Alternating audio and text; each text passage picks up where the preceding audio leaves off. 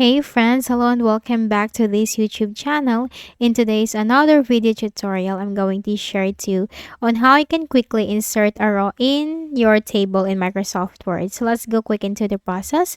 We need to open first Microsoft Word, so go ahead in the Windows search bar and type Word. Click on it under the best match. Maximize it, click on the blank document. So let me just quickly insert a table. Click on insert, click on table, and then I'm just going to go with a 5 by 5 table. Now let me just quickly increase its height to clearly show you. Okay, so this is now the table.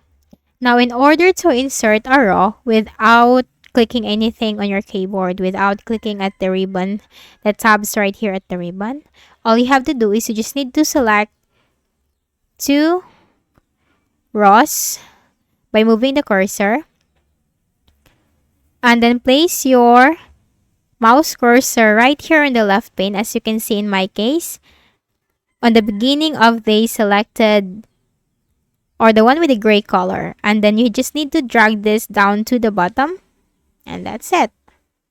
You have created two more rows. Now let's try with three. So let's just select three rows and then move this cursor to the very beginning, as you can see, and then simply drag this down, and that's it.